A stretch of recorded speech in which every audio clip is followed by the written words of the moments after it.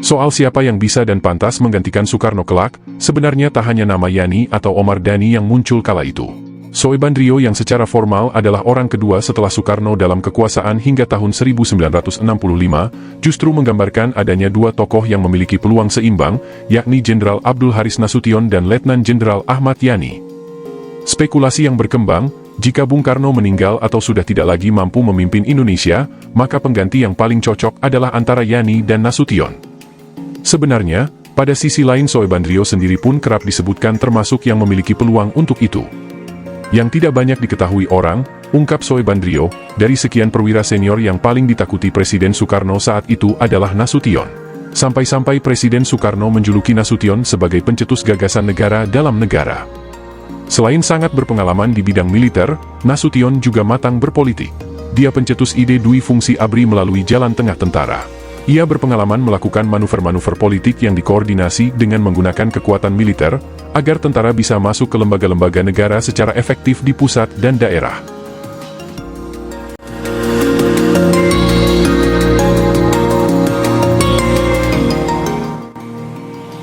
Pertemuan langsung antara Soekarno dengan Nasution yang terakhir adalah pertengahan September 1965, tatkala Presiden menganugerahkan Bintang Mahaputra kepada Dipa Nusantara Aidit di Istana Negara. Tak ada hal yang istimewa dalam pertemuan sepintas, dalam keramaian suasana upacara kala itu, di antara keduanya, kendati saat itu dalam benak Soekarno nama Nasution pasti terekam dengan konotasi tertentu, karena nama Nasution tercatat dalam laporan sebagai salah satu anggota Dewan Jenderal. Soekarno bahkan meletakkan Nasution sebagai otak di belakang segala sesuatu yang terkait dengan Dewan Jenderal, meskipun setiap kali memerlukan penjelasan, Soekarno selalu memintanya kepada Yani. Peristiwa agak istimewa, justru terjadi antara Aidit dengan Nasution. Setelah selesai upacara, menurut memori Nasution, Aidit datang kepadanya dan menanyakan, manakah dari pita-pita di dada Jenderal Nasution yang mengenai operasi peristiwa Madiun tahun 1948? Nasution menunjukkan pita itu dan Aidit segera menggandeng tangan Jenderal Nasution, seraya meminta para wartawan mengambil gambar mereka berdua.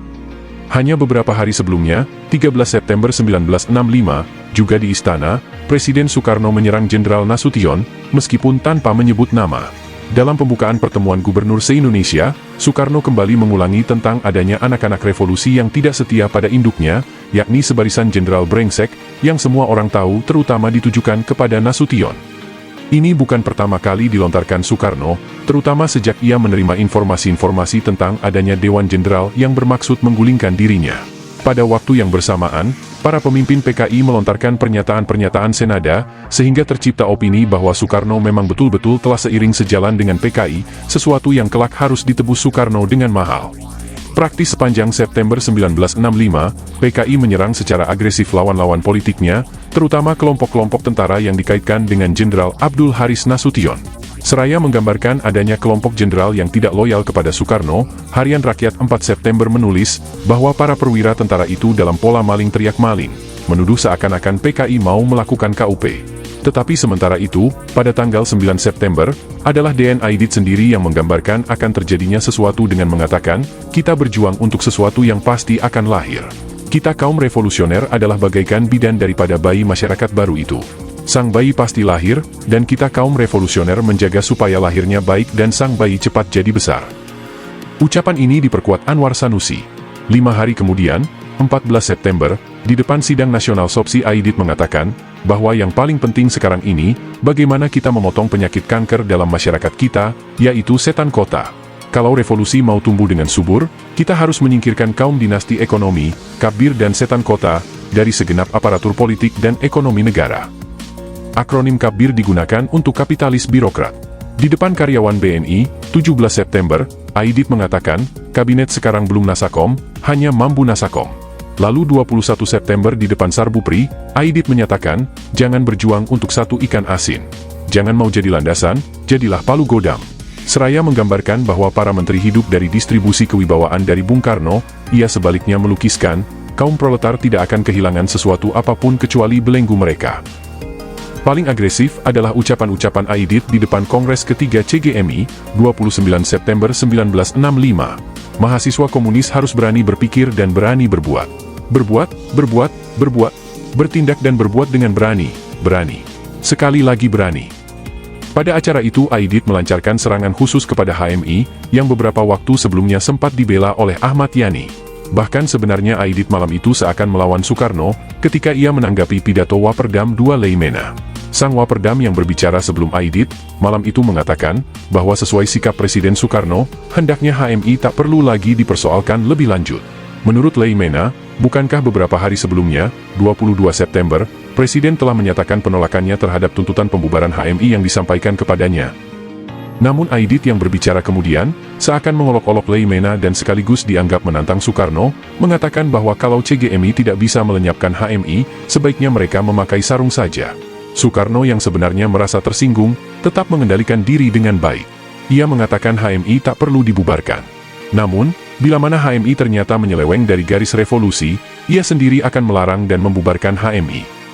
Sesuatu yang ikut memberatkan PKI di belakang hari adalah editorial Harian Rakyat pada tanggal 30 September, yang berbunyi, dengan menggaruk kekayaan negara, setan-setan kota ini mempunyai maksud-maksud politik yang jahat terhadap pemerintah dan revolusi. Mereka harus dijatuhi hukuman mati di muka umum. Soalnya tinggal pelaksanaan. Tuntutan adil rakyat pasti berhasil.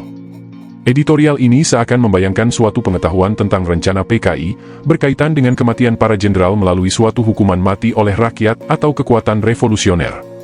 Akumulasi pernyataan-pernyataan keras tokoh-tokoh PKI, terutama Aidit, serta apa yang hitam putih termuat dalam Harian Rakyat, di belakang hari ibarat mozaik yang setelah disusun menjadi sebuah gambar, telah mendorong munculnya opini kuat tentang keterlibatan dan peran PKI sebagai otak gerakan makar tanggal 30 September 1965. Jenderal Nasution yang pada bulan September itu banyak menjadi bulan-bulanan serangan kelompok politik kiri maupun Soekarno, lebih banyak berdiam diri, dalam arti tak banyak mengeluarkan pernyataan-pernyataan menanggapi serangan-serangan yang ditujukan pada dirinya. Bahkan serangan tentang keterlibatan istrinya dalam suatu kolusi bisnis yang memanfaatkan kekuasaan suami, juga didiamkan Nasution. Dalam suatu rapat raksasa 29 September, suatu model pengerahan massa pada masa itu, di lapangan Banteng yang dihadiri lebih dari 100.000 orang, sebagian besar terdiri dari pelajar yang dikerahkan IP pimpinan Robi Sumolang, ada aksi tunjuk hidung terhadap Kapbir, setan-setan kota dan kaum koruptor. 4 nama setan kota yang ditunjuk hidungnya adalah Hein Siwu, Pontoan, Kapten Iskandar, dan seorang insinyur pemilik pabrik tekstil bernama Aminuddin, yang nama-namanya sudah dilaporkan kepada Jaksa Agung Brigjen Sutardio. Menurut Nasution, nama yang disebut terakhir, Insinyur Aminuddin, bersama Hein Siwu, dikait-kaitkan dengan istrinya dalam urusan bisnis. Nasution memang pernah memenuhi undangan Aminuddin untuk meninjau pabrik tekstil milik Aminuddin yang terletak di daerah Cawang. Pabrik itu didesas-desuskan sebagai milik saya, yang diurus oleh Insinyur Aminuddin. Kejadian sebenarnya dari hubungan itu, menurut Nasution, adalah bahwa Hein Siwu dengan diantar oleh Kolonel Hein Victor Worang, pernah datang untuk menyumbang kegiatan sosial Nyonya Sunarti Nasution. Sepanjang September Jenderal Nasution banyak bepergian ke daerah-daerah. Di antaranya, ke Jawa Timur, bersama Panglima Kodam Brawijaya Basuki Rahmat, meninjau daerah-daerah pertanian yang dikelola prajurit-prajurit Brawijaya. Nasution berkunjung pula ke sejumlah pesantren, termasuk pesantren Tebu Ireng di Jombang. Kemudian, seminggu sebelum akhir September ke kampus Universitas Pajajaran di Bandung, untuk acara pemberian tunggul-tunggul batalion-batalion Resimen Mahasiswa Mahawarman. Lalu ke Yogyakarta keesokan harinya, mengunjungi Akademi Angkatan Udara, didampingi Panglima Kodam Diponegoro Brigjen Suryo Sumpeno. Malam hari tanggal 30 September 1965, Nasution memberi ceramah mengenai Hankam Rata, pertahanan keamanan rakyat semesta, tanpa poin-poin yang eksplosif secara politis. Saya diantarkan oleh Kolonel M. Amin dan Kolonel Isa Idris.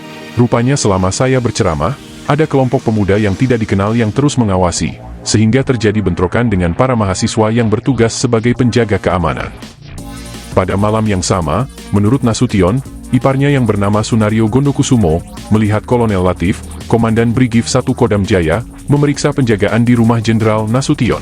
Tetapi secara umum, menurut kesan Nasution sendiri tentang keadaan sekitar kediamannya pada 30 September malam itu, tidak ada hal-hal yang aneh. Dan, regu pengawal dari Brigif 1 pun tidak melaporkan apa-apa. Sebagaimana biasa mereka bergiliran tidur. Waktu Nasution tiba di rumah dekat tengah malam, istrinya telah tidur bersama putrinya yang bungsu, Ade Irma. Sebagaimana biasanya pula, mereka tidur dengan jendela terbuka untuk mendapat hawa dingin dari luar. Kelak saya mendapat kabar, bahwa pada malam itu pemuda-pemuda agak ramai di suatu rumah di Jalan Waringin, tidak jauh dari rumah saya. Di sini kelihatan anak-anak bea cukai, Junta Swardi dan kawan-kawan, juga Kepala Intel Cakrabirawa, Letnan Kolonel Ali Ebram. Pada pekan terakhir September, Nasution banyak berlatih golf, karena akan mengikuti pertandingan golf dalam rangka hari ulang tahun Angkatan Bersenjata 5 Oktober. Nasution sendiri menghendaki agar hari ulang tahun ABRI kali itu dirayakan secara sederhana saja, mengingat keadaan ekonomi negara, tetapi Soekarno ingin dirayakan besar-besaran. Soekarno ingin melakukan show of force, dan bahkan ingin menyelenggarakan suatu pekan olahraga, Ganevo, Games of the New Emerging Forces, militer, dengan mengundang tim-tim olahraga angkatan bersenjata negara-negara sahabat yang tergolong sebagai NEVOS. Tetapi ini tidak sempat lagi dilaksanakan, karena alasan teknis dan keterbatasan waktu, meskipun sempat dilakukan sejumlah persiapan awal dan kepanitiaan pun sudah dibentuk. Dalam kepanitiaan duduk antara lain Brigjen Supardi sebagai ketua dan Brigjen Andi Matalata. Perjalanan keliling ke berbagai daerah sepanjang September, dilakukan Jenderal Nasution tanpa mengeluarkan pernyataan-pernyataan keras yang mengundang tanggapan. Sebaliknya, berbeda dengan Nasution, justru di Nusantara Aidit banyak melontarkan pernyataan yang mengundang kontroversi, nyaris sepanjang bulan September. Sehingga, kala itu dalam persepsi banyak orang, PKI sedang berada di atas angin, sangat revolusioner, sangat agresif dan terkesan ingin menerkam habis lawan-lawan politiknya. Kesan ini besar pengaruhnya kelak, dalam rangkaian peristiwa yang terjadi sejak 30 September 1965 malam, dan pada masa-masa berikutnya segera setelah itu.